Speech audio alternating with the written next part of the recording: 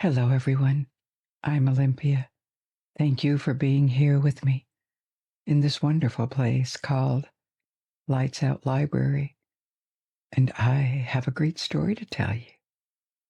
Recently, I told you about various beings that populate fantasy worlds: elves, dwarves, orcs, and goblins.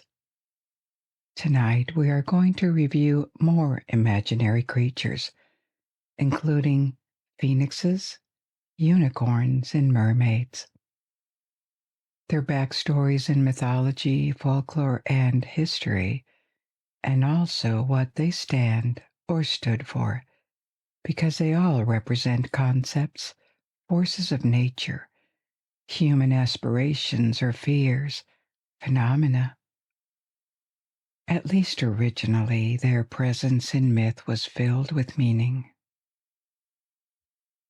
But first, I would like to let you know that we have a Patreon page for those of you who wish to and can support this project, get more of it, and listen ad-free on your favorite podcast app.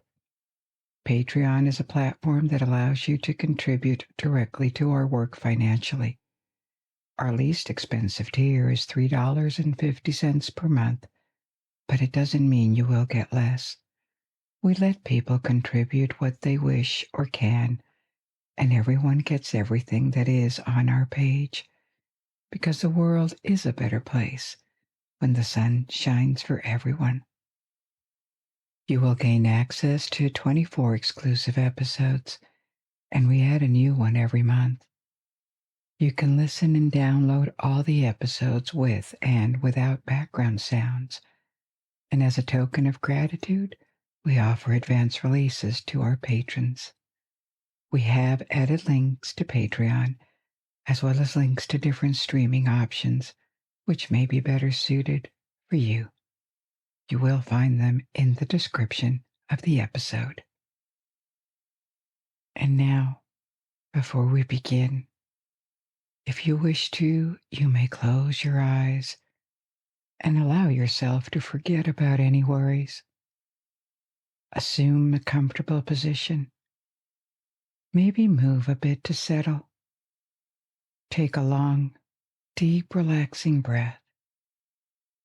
And when you exhale, do it slowly. Feel your shoulders drop. Release the tension in your neck. Let your face soften and your jaw relax. Make sure your fingers are not clenched and that your legs are relaxed too. And allow the sound of my voice to guide you through this journey. And now, off we go. You already know different things about our first creature, the phoenix, a legendary, immortal bird that can regenerate. It has often been depicted as able to be reborn from its own ashes. More than a creature associated with one specific culture, the phoenix is a motif, a figure that appears across different cultures and periods of time. We are going to see how it existed under different names and appearances, from ancient Greece and Egypt to China, Persia, and the Arab world, also in Slavic mythology and medieval folklore. This journey begins with the name itself, phoenix. This word has traveled.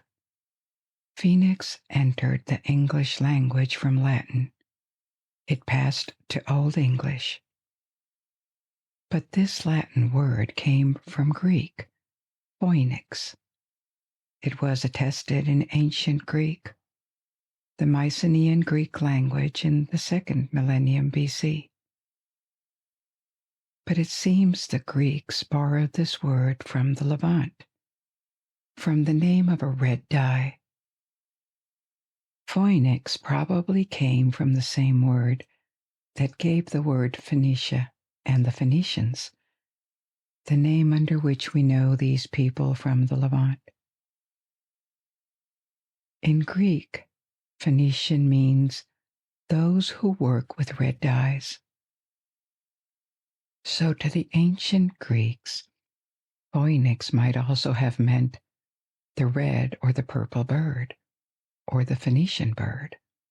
And from there, the word passed to Latin, and centuries later to Old English or Old French. The phoenix we know of nowadays as a bird that can be reborn from its ashes comes from the Greek tradition, but it was very long in the making. From the Mycenaean period, which was in the 2nd millennium BC, we don't have more about the phoenix than this mention of the word. No text or story about it. No description. The earliest clear mention of the phoenix as a legendary bird that we know of is from the 8th century BC. In a text attributed to his youth, a Greek poet, a contemporary of Homer, Hesiod. He is maybe lesser known than Homer. You know that Homer is credited with foundational works, the Iliad and the Odyssey, but his identity is still debated. Most scholars believe that the Iliad and the Odyssey were probably not written by the same author. In that sense, Homer may be more of a legendary figure, or perhaps a name to which multiple works were later attributed. Hesiod, by contrast, is a much better documented historical figure. There is little doubt that he was a real person, and several of his works have survived in full. Included epic poems such as the Theogony, which recounts the origins and genealogies of the Greek gods, and Works and Days, which includes famous myths such as the story of Pandora and her box. Hesiod almost certainly did not invent these myths himself, but rather committed to writing stories that had circulated orally for generations before him. Even so, he remains one of our most important sources for Greek mythology. So in another of his works called The Precepts of Chiron, which has been partially lost, we only have fragments of it, he wrote about the phoenix. Chiron was a centaur, a half-man, half-horse creature. Contrary to his kind, he was cultured and wise. In a fragment of Precepts of Chiron, he speaks about the lifespans of different creatures. He says that a crow lives for as long as 9 men, and a stag's life is 4 times a crow's, while a raven's life is 3 times a stag's. And finally, the phoenix outlives 9 ravens. So if you do the math, the phoenix's lifetime is almost 1,000 times the length of a human's life. 972 human lives precisely, tens of thousands of years based on what we know. No description of the phoenix is provided. And after that text from the 8th century BC, the phoenix remains elusive in archaic Greece. It is not depicted or present in any classical myth of Greece, but as a legendary bird, it is known. We know that from another account from the 5th century BC, an account left by Herodotus, the Greek historian. Herodotus is regarded as one of the first historians, if not the first, because he would look for primary sources and check information or discuss the credibility of sources. He distanced himself from sources instead of just affirming things without saying where they came from, and deliberately mixing facts and fiction. That's in theory, because in practice, he still told a lot of legends as if they were true. And he wrote an account of the phoenix, presented as an Egyptian bird, a sacred bird. He writes that according to Egyptian texts and conversations he had had in Egypt, the phoenix was extremely rare. There would have been only one in existence at any time, and once in 500 years. When the old phoenix dies, a new one appears. He did not invent that. The Egyptians from the city of Heliopolis venerated a legendary solar bird called Bennu, and its cult was very ancient. This bird, the Bennu, is first mentioned in the pyramid texts, which date to the Old Kingdom, 2,000 years before classical Greece. This Bennu would have been a symbol of the creator god Atum. How the Egyptians of this period of the Old Kingdom imagined Bennu is uncertain, but 1,000 years later, in the New Kingdom, the Bennu started to be pictured as a gray heron carrying a solar disk. The Bennu of the New Kingdom appears on amulets shaped like scarabs, amulets that are placed with the bodies of the dead, so it is believed to have been a symbol of rebirth. This Egyptian bird may have inspired the Greek phoenix via accounts left by Herodotus. What is unclear is to what extent he imagined things or repeated information given to him by Egyptians of the 5th century BC. In any case, Herodotus's depiction of the phoenix as a large bird resembling a red eagle and associated with the sun endured. The other themes associated with the phoenix in ancient Greece were added after Herodotus by other authors, like the theme of the fire or the bird turning to ashes and being reborn from these ashes.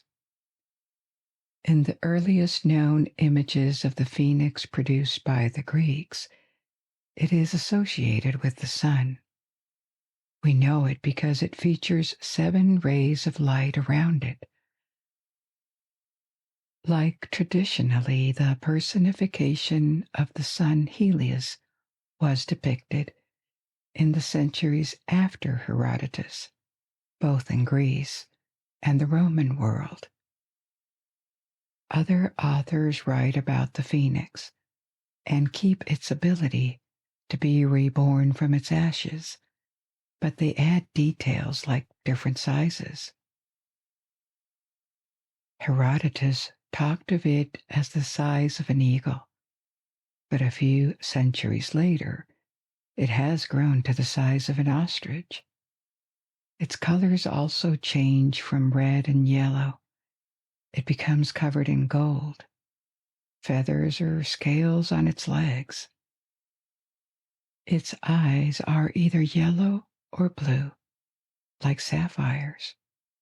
Depending on the authors, its life cycle varies greatly, from 500 years to 1,500 years to even immortal, since it can reappear from its ashes forever.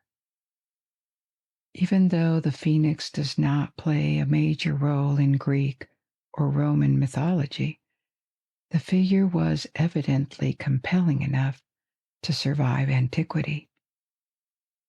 It remains a recognizable symbol of rebirth and still appears occasionally in art. There is no fixed canon surrounding its appearance, but certain themes keep returning. Flames, the form of an eagle or another bird of prey, and almost always the phoenix persists all the way into medieval art. The phoenix, as a symbol, was known enough for it to be referenced often in European heraldry. That is to say, the design of armorial bearings, coats of arms. European heraldry developed in particular in the High Middle Ages, the period from the 11th to the 14th centuries. Before the late Middle Ages, every noble house had to have its coat of arms. They represented typically towers, plants, weapons, and animals, real or legendary. These symbols could appear as charges, that is to say, as emblems, typically on a shield or as crests, the device placed on top of a helm. Phoenixes occasionally appeared as charges, but more often as a helm top, ornaments as crests. Of course, the animals chosen in heraldry were seen as symbols of power, of nobility. People wanted lions and dragons or eagles, not rodents or bugs. And this, the appearance of the phoenix in heraldry, tells us that the phoenix in medieval times is a well-recognized symbol, not a very prominent one, but people identified it. And as a symbol of rebirth, by extension of resilience, it becomes one of the numerous emblems used by aristocrats all the way up to royalty. For example, Queen Elizabeth I used the phoenix as one of her emblems. So this is a cultural legacy that lives on today in reference to the phoenix, in X-Men or Harry Potter, or fantasy literature. Phoenix is a word that carries on these meanings: legend, fabulous bird, the power of resurrection or renewal, triumph of life over death, or the cyclical nature of life and history. But I also mentioned at the beginning that the phoenix was a motif. There are analogues to it in a variety of cultures, which speaks of an appeal of these concepts for humans. So what are some of these analogues? First, there is the Persian legendary bird, the simurgh, a benevolent, wise, and giant bird that will live for centuries. And in at least one legend, the simurgh plunges into flames at the end of its life to be reborn from them. The simurgh can be found often in Persian art and literature. Its iconography also expanded to regions that were in contact with Persian culture, like the Eastern Roman Empire. In art, it is often depicted as gigantic, strong enough to carry an elephant or a whale, and it is primarily a bird, but a composite bird with the head of a dog and lion claws. The theme of rebirth from ashes is not prominent around the simurgh, but what is an extremely long life. Like the ancient phoenix, it is said to be so old that it has seen the destruction of the world 3 times over. Another example of a phoenix-like bird is the anka, an ancient legendary bird from Arab mythology, pre-Islamic mythology. It dates back to antiquity. The anka is a female bird said to appear only once in ages, but the rest of the time it would stay where the sun sets. It has been described with 4 wings, a long neck, and is very colorful. Throughout many ages, it would have acquired experience and wisdom that it uses to give moral advice or warnings. According to one medieval author, Zakaria al-Qazwini, the bird would live for 1,700 years. Like the Persian sea morgue, and the Persian influence is very likely here, and the anka would only mate at 500 years of age, laying one single egg in which the chick stays for 125 years. Near the Persian cultural area, in Turkic mythology, there is also the konrul, another similar gray or phoenix-like, very long-lived birds that are cyclically regenerated. To the east in China, there is the fenghuang, sometimes called the Chinese phoenix. The fenghuang doesn't seem to have a direct cultural connection with the Persian and the Greek phoenix, but they share similarities. The benevolence or positive connotation, or the fact that it appears in some traditions to mark the beginning of a new era. Implicitly, there's a concept of cycle. In other Chinese traditions, the fenghuang is said to hide in times of trouble and reappear when good times begin. Before the first millennium BC, the fenghuang originally consisted of a separate male bird, feng, and a female bird, huang. Together they were depicted as a symbol of harmony between the yin and yang aspects, or a symbol of love between husband and wife.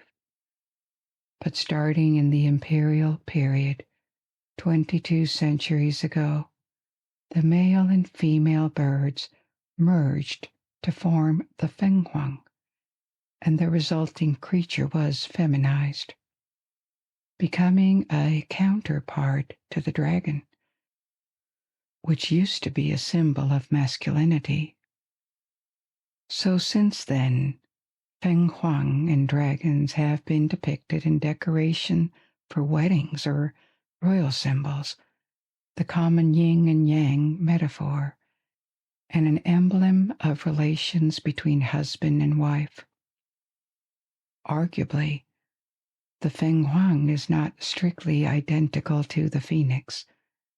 There is no reference to a rebirth, and it is not specifically a symbol of eternity.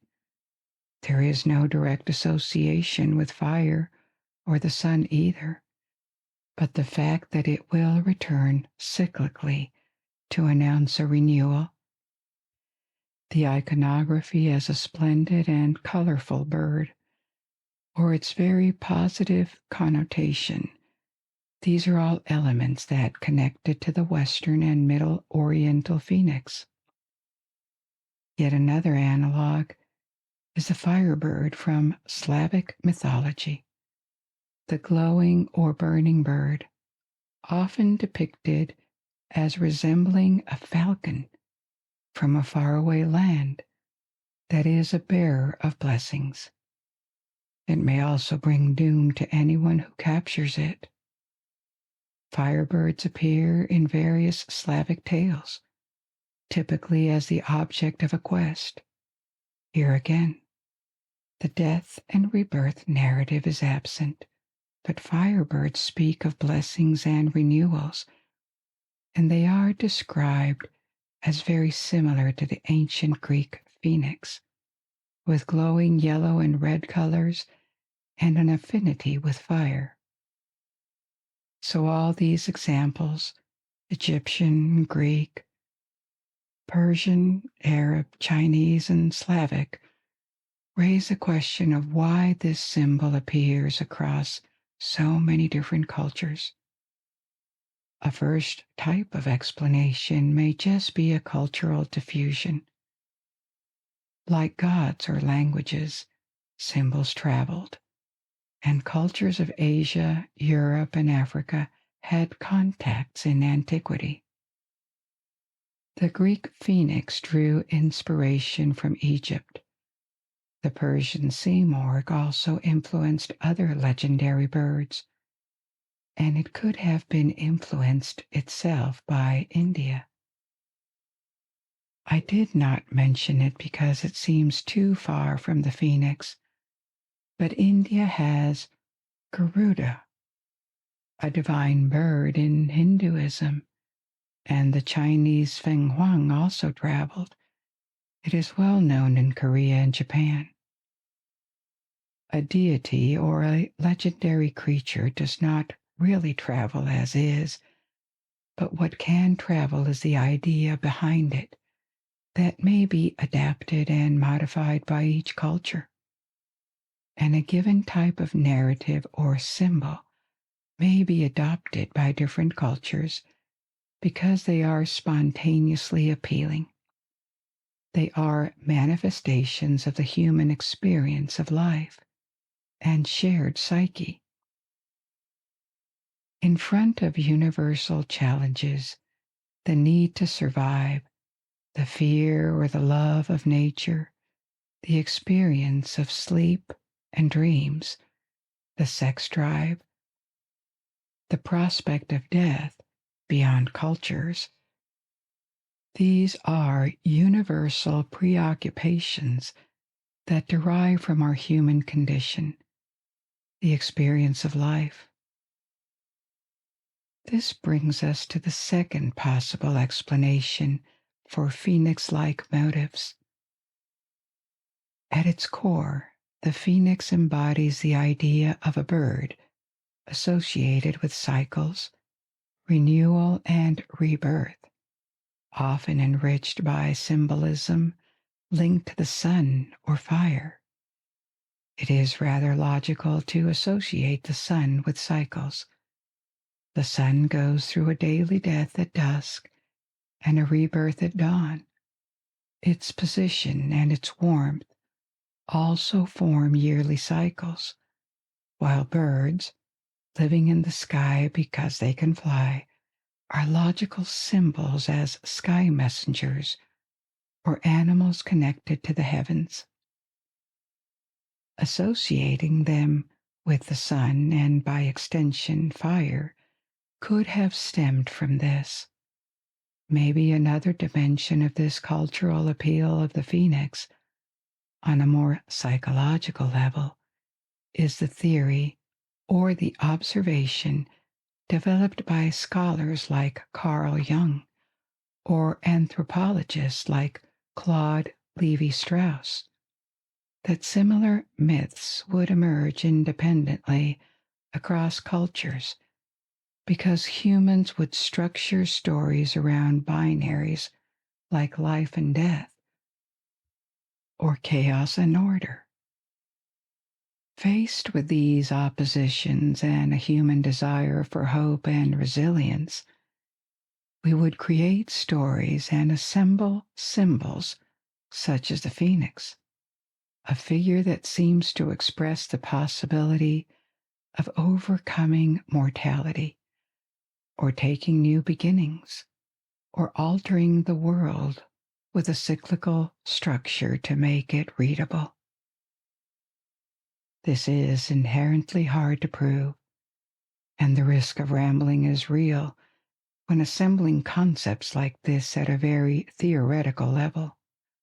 Still, if some myths endure and seem to recur across cultures, while others do not, it may be because they touch something in our psyche that makes them particularly desirable.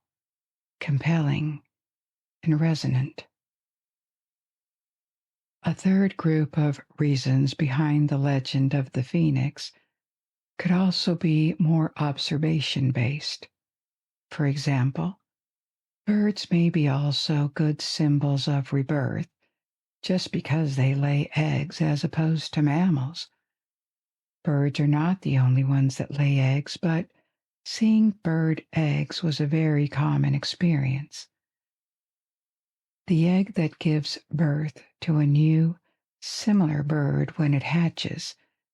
This works better as a symbol of cycles than the invisible growth of mammals in a womb. The fact that some birds migrate and come back periodically. This is another cyclical feature, and birds are among the most colorful families of animals. So all of these different factors and the fact that they could work together are the best explanations we have for this enduring myth of the phoenix.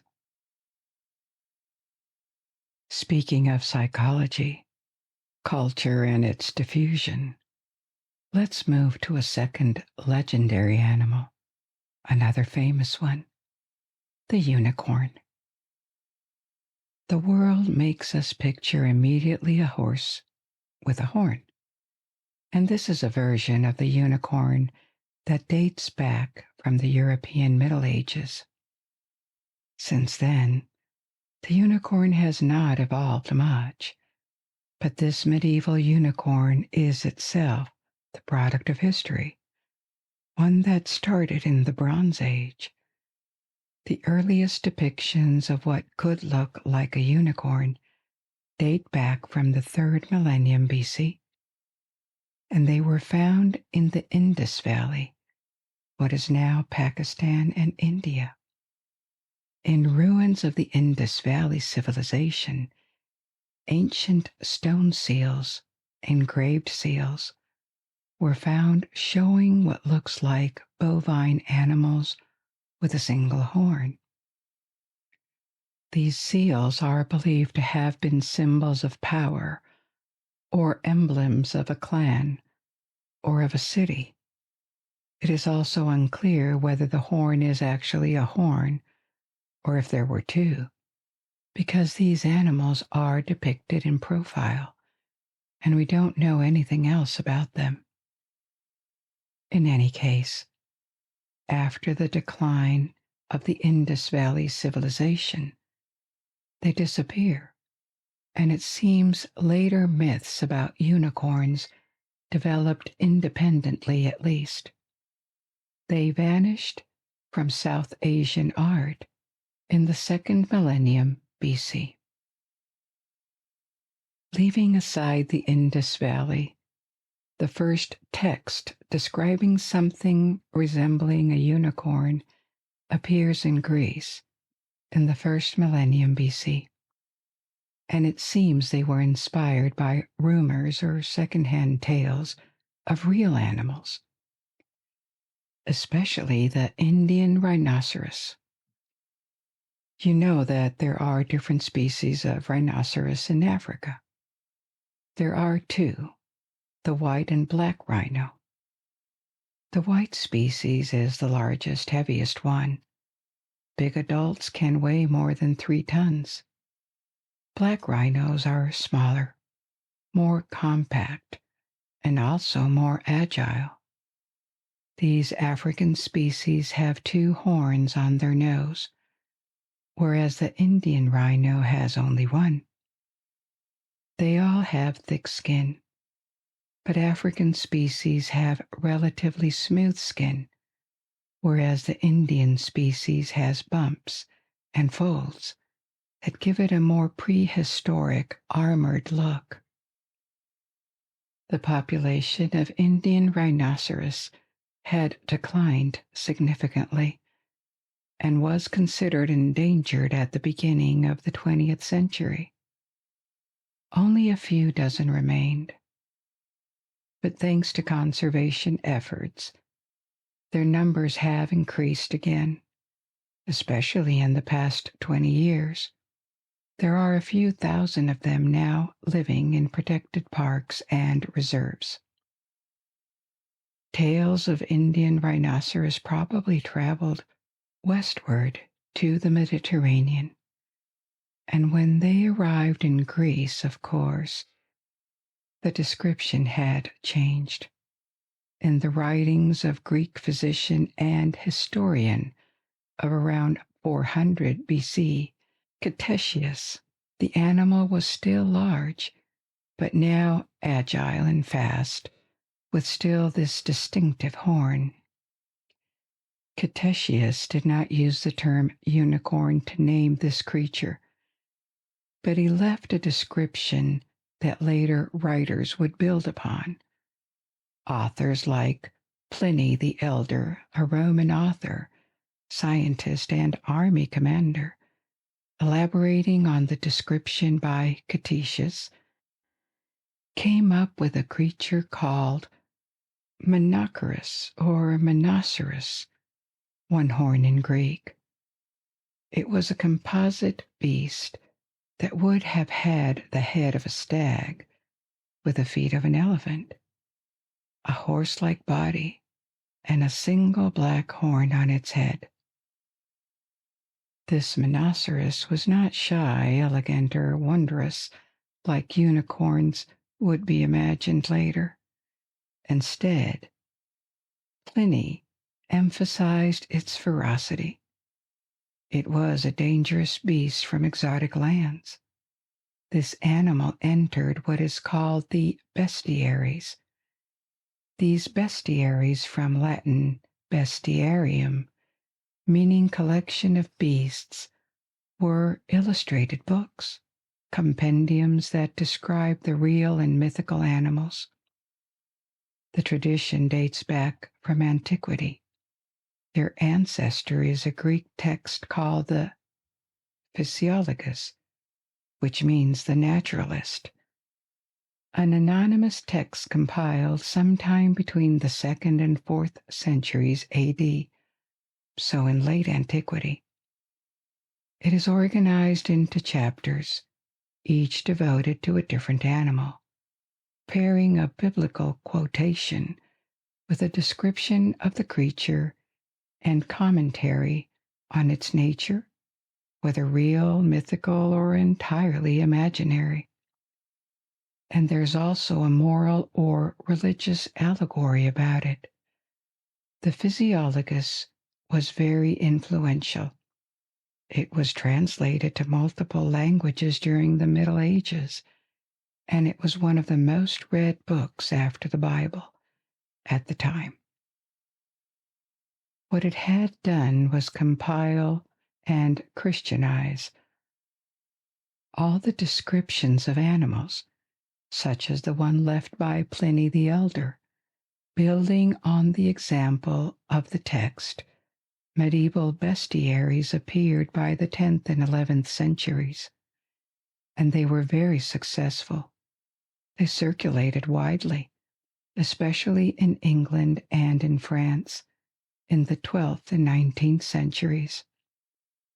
We know it from the hundreds of copies, now more than 800 years old, that survive to this day. These medieval bestiaries that were copied manually, like all books at the time, were illustrated and a bit more encyclopedic than the Physiologus, in the sense that on top of the drawings, they try to explain a little about the animals. When describing real but exotic animals, these works were often widely inaccurate and made little effort to separate fact from fiction. They lacked the concept for factual accuracy that would later characterize encyclopedic projects. Even so, they provided a revealing window into the natural and imaginary worlds that fascinated their audiences. In the Physiologus and these medieval bestiaries, Animals were always allegorized. They became symbols of strength, courage, cowardice, ingenuity, purity, or betrayal, including this Monoceros described by Pliny the Elder and other authors in antiquity. From a quite frightening and ferocious composite beast, rather monster-like, the Monoceros underwent a drastic transformation in medieval bestiaries. First, its name changed from a Greek to a Latin root. It became a unicorn in Old French, from Latin unicornis, an adjective turned into a noun, one horn, which Old English borrowed as unicorn, and the symbolism attached to the animal became one of purity and love. In bestiaries and popular culture, the legend that spread around unicorns was that only a virtuous virgin could approach and tame one. The unicorn would willingly lay its head in a maiden's lap and no one else. If you see medieval and early modern depictions of unicorns and women, it always is a nod to this legend. Bestiaries were infused with Christian allegories too, and the unicorn became an allegory for the incarnation, God choosing and entering the Virgin Mary's womb. The description of the unicorn changed accordingly. The distinctive horn remained, but the monstrous composition of body parts from different animals disappeared, to be replaced with the body of a white horse, sometimes a white goat in early descriptions, and also sometimes a bear or a lion's tail. But any signs of ferociousness were erased, to be replaced with graceful traits in the color white, suggesting purity. By the late Middle Ages and into the Renaissance, this version of the unicorn explodes across art, appearing in paintings, tapestries, and heraldry. It even became the national animal of Scotland by the 15th century. At the same time, many people genuinely believed unicorns were real. They had never seen one, of course, but then again, they had never seen elephants or ostriches either. And very few had ever laid eyes on a real lion. In that context, a horse with a horn did not seem especially far-fetched. It seemed entirely credible. In the Middle Ages, as the era of this new reinvented unicorn has already begun, Marco Polo, the Venetian traveler, sees what he believes to be a unicorn during one of his journeys. In reality, it is an Indian rhinoceros, and he is very disappointed by the differences with the graceful creature of medieval folklore. He calls it ugly and muddy, because indeed, even though the rhino is probably an inspiration, the idealized unicorn has changed dramatically since the first second-hand descriptions that gave birth to the Monoceros. An element that gave credibility to the existence of the unicorn is that so-called unicorn horns circulated at the time. In reality, they were narwhal tusks coming from Arctic seas. Narwhal is a species of whale with teeth. Males of the species have a single spiraled tusk that can be huge, 5 to 10 feet. That's 1.5 to 3 meters. This tusk is thought to serve as a weapon, like elephant tusks, and in courtship displays to attract mates. Narwhals have been hunted for thousands of years by Inuit people around the Arctic Circle for their meat and ivory. Narwhal tusks were always very rare in Europe, but some arrived via Scandinavian traders from narwhals that had been hunted or washed ashore around Greenland.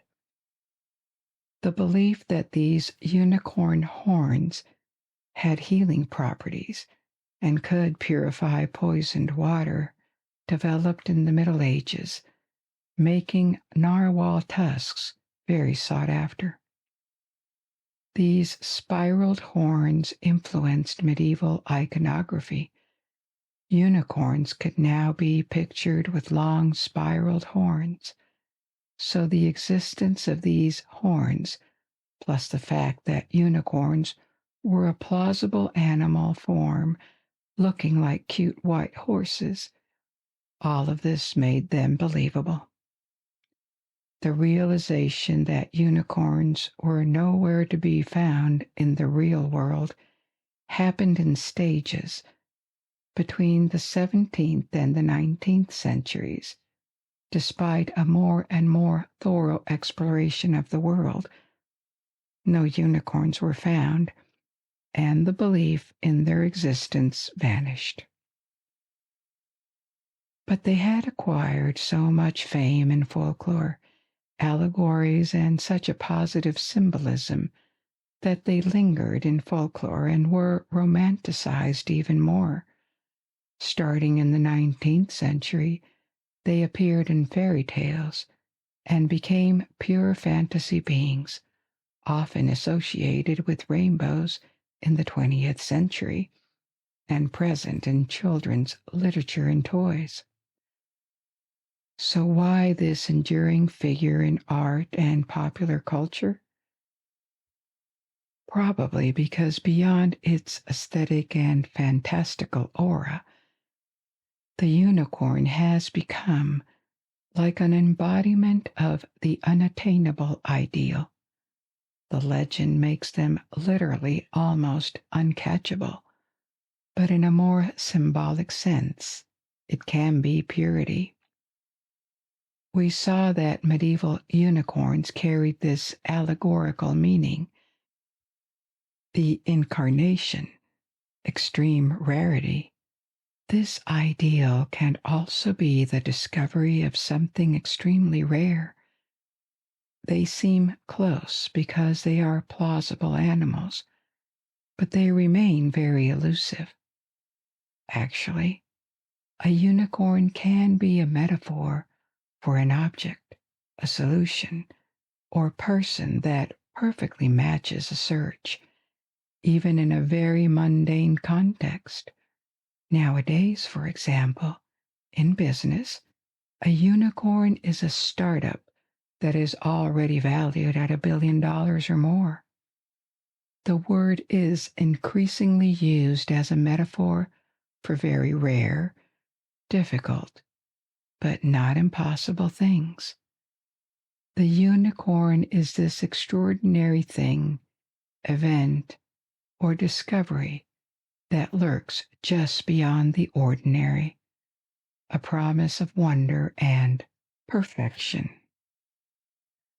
I promised you that we would also talk about mermaids, so let's do it. This is another class of creature that has undergone a lot of transformation, and also one that exists under one form or another on all continents. The figure of the mermaid speaks to different themes as well, from the dangers of nature and seafaring to evolving ideas about femininity and temptation. The typical mermaid is a being with the upper body of a woman and a lower body of a fish. And this concept of fish-tailed human figures first appeared, as far as we know, in Babylonian art in ancient Mesopotamia. So they appear almost 4,000 years ago on seals and later in sculptures. These creatures seem to have been protective spirits of both sexes called Kulitu, fish women, and Kululu, fishmen, around 1000 BC. A pure depiction of an Assyrian goddess. The Assyrians are the Mesopotamians of the north, what is today northern Iraq and the east of Syria. So an Assyrian goddess called Atargatis, sometimes depicted as a half-woman, half-fish entity. We don't know much about this deity. At the time, she was worshipped only by the Assyrians. They were not a seafaring culture, and they represented her as an anthropomorphic without a fishtail. But later, during the Greek period in the 3rd century BC, after the invasion of Alexander the Great, her cult spread to various parts of the Greek world, carried by Greek merchants or mercenaries. She was generally regarded as a form of Aphrodite and was associated with fertility. This is when her fishtail appeared. We also have a later legend about her. According to Roman writings of the 1st century BC, she would have been a goddess of fertility who had fallen in love with a shepherd, a mortal. They had a daughter together, but this love was illicit and degrading for a goddess. So in shame, she flung herself into a lake, and her body was changed into the form of a fish. Only her head and her upper body remained human. This makes her the first archetype of a mermaid with a backstory. If we leave aside these Mesopotamian seals and sculptures with fish women and men that we don't know much more about, the story of Atargatis appeared in the Greco-Roman world when an already well-known figure was that of the sirens. You know the sirens that appear in the Odyssey, and they pose a mortal threat to Odysseus, Ulysses, and his crew. These sirens were conceived as large birds with a human head. In the Odyssey, they are said to attract ships with their singing voices. Sailors would be charmed by their songs, lose control, and sail to their island, where their ship would be wrecked, and the sirens would devour them. Odysseus survives this episode by clogging the ears of his crew with wax and asking them to chain him to the mast of the ship. So the sirens of the early or archaic Greek period were monsters, but rather than violence, they used seduction, a kind of spell on their victims. Their depiction in the Odyssey did not change as antiquity advanced, but during the classical period, the 5th, 4th centuries BC, they were sometimes depicted in art as part fish instead of part bird. The real transformation into half fish, half woman creature happened in the medieval period, creating the Western mermaid. It retained the other characteristics of the mythological sirens, the beautiful song to lure sailors, the threat. So they were still dangerous monsters, but instead of just a woman's head, their entire upper body became human, and the bottom part turned into a fishtail. This made them more physically appealing. A mermaid swimming could now look like a woman, reinforcing their seductive power. Where did this transformation appear and how?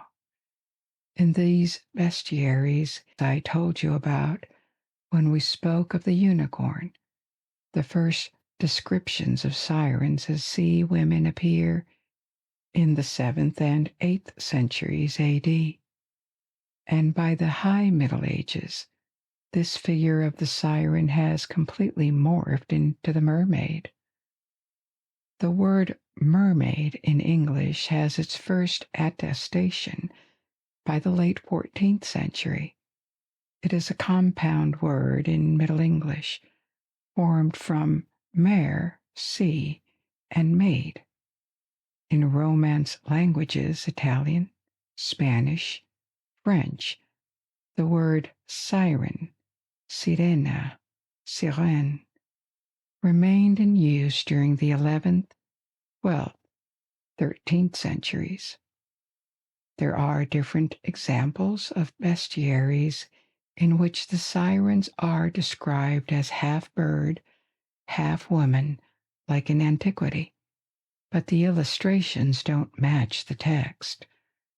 The same sirens are drawn, painted with fishtails, so this leaves no doubt that mermaids descend directly from sirens. These now half-women sirens would also be depicted with symbols that did not appear in antiquity. Very often, they held a fish in one of their hands, but as the Middle Ages advanced, they increasingly held a comb or a mirror instead. These symbols were not random. As I mentioned earlier, both real and legendary animals in bestiaries were assigned moral qualities or vices. The figure of the unicorn was very positive. The mermaid, not so much. The comb and the mirror being a luxury item that was rare at that time, these were symbols of vanity. So in the Middle Ages, across Christianity, the sirens, now turned into mermaids, had a double dimension. In coastal regions, especially in sailing communities, they were seen or imagined as shipwreckers, marine monsters hiding behind a seductive appearance. But in parallel, they also became symbols of vanity, of feminine seduction, and its perceived dangers. Not just as an actual mortal trap, but a moral one too. A trap for the good Christian man's morality and soul. If we look at it from a distance, mermaids and sirens are just one among many examples of half-human, half-animal hybrids that appear not just in Mediterranean or Mesopotamian mythologies, but worldwide. Centaurs, minotaurs, sphinxes, Egyptian or Hindu gods that are part animal, part human, and also in America, Africa, and East Asia. Myths and legends include these hybrids. Why is that? What is the appeal of these figures? Ethnology and psychology provide a range of hypotheses that can help understand that. First, there is probably a cultural dimension to it. For prehistoric communities that lived much closer to nature than we do, the perception that they were part of nature was probably more intense. Hybrid figures to them, such as the ones depicted on cave walls, could be a way to express this fluid connection between humans and nature, especially the animals populating it. It could have been, at the same time, an observation that large animals were their peers or competitors in nature, and also a way of self-defining, of looking for the frontiers between who or what they were and the animal kingdom. Representing hybrids may also have been the expression of an aspiration, a desire to acquire certain qualities attributed to animals: strength, courage, ferociousness, speed, turning them into pictures, being like a spell that would hopefully help transform reality. Some of these ideas may have found their way into Egyptian and Greco-Roman mythology, particularly in the use of hybrid creatures as others against which humanity defined itself. Such beings could embody fears of regression, the idea of the beast lurking within every human. If you think about the Minotaur or the Greek centaur, they were almost always described as barbaric, with the exception of Chiron.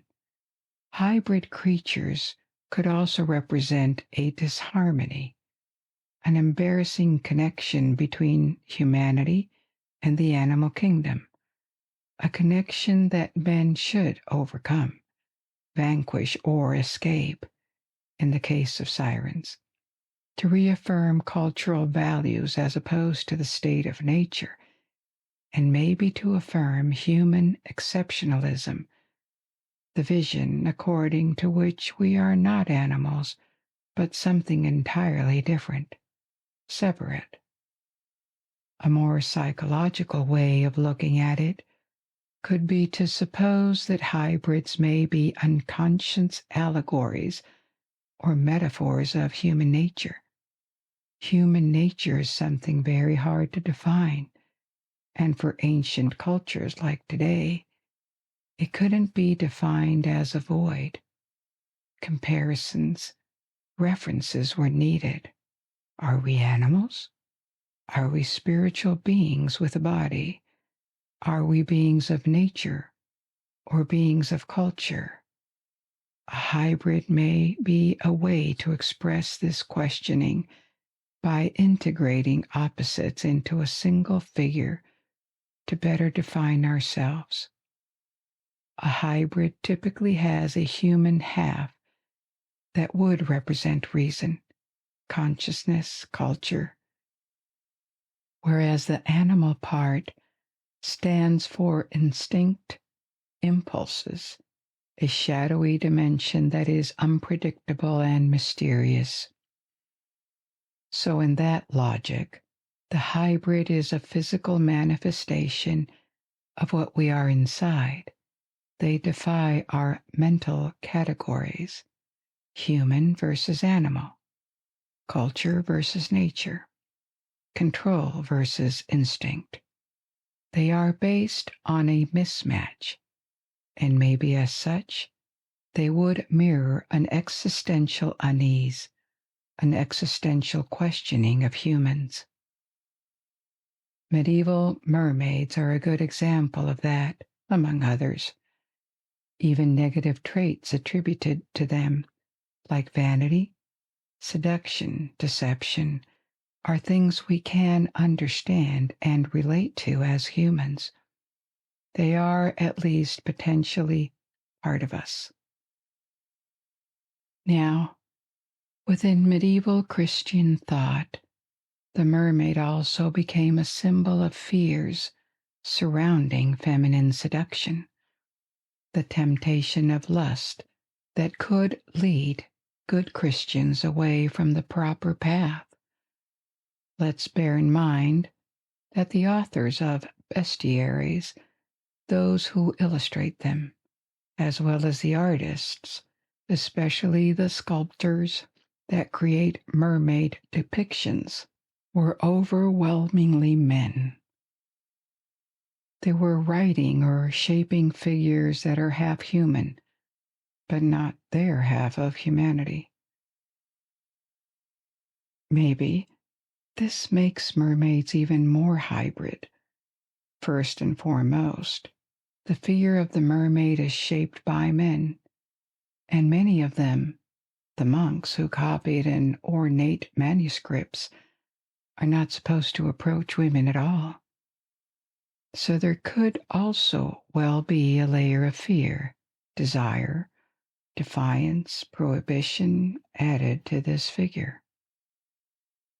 I emphasized more for the formation of this Western medieval mermaid because it provided the template for modern mermaids, the ones that populate fairy tales and have become much more positive figures nowadays. We will get back to that. But legendary half-human, half-fish hybrids are to be found worldwide, from Japan, Korea, and China to the Americas, South Asia, or Africa. For example, across many regions of Africa, there is a mermaid-like water spirit called Mami Wata. The name varies depending on the region, and so do her characteristics. This figure, Mami Wata, emerged from the introduction of various legendary beings from elsewhere, like depictions of European mermaids or Hindu imagery, adapted and reinvented in many parts of Africa. So, did people in antiquity and the Middle Ages really believe in the existence of sirens or mermaids? They may have had doubts, but occasionally sightings were reported in antiquity. Half-fish sea creatures like tritons or nereids, spirits of the sea obeying Poseidon or Neptune. Pliny the Elder, of whom we spoke before, wrote about such sightings in the Atlantic, off the coast of Portugal. Until the 18th century, there were claimed sightings. It is just one example among many, but in 1493, sailing in the Caribbean, Christopher Columbus claimed he had spotted 3 mermaids. It seems most of the time these sightings can be explained by animal sightings, seals, manatees, maybe dolphins. Alleged sightings went on in the 19th and 20th centuries, but they were no longer taken seriously. And indeed, there were various hoaxes with fake mermaid bodies manufactured with fish parts. Several fake mermaids made with monkey and fish parts were made in China and Malaysia in the 16th century to be brought back to Europe by Dutch merchants as exotic curiosities. So the belief in mermaids really vanished in the 19th century, and, like for other fantasy creatures that had been seen as malevolent or dangerous, a much nicer version appeared in tales in the 19th century. Versions of the mermaid in which they are humanized morally or psychologically. The best known example would be the fairy tale The Little Mermaid by Hans Christian Andersen. This tale did a lot to establish this modern version of the mermaid, replacing the old monstrous mermaid in popular culture. The mermaid in that modern sense has become a bit like a sea unicorn, uncatchable, invisible, but evoking a world of fantasy and wonder close to our world. And like the unicorn, it has become associated with children's literature and stories.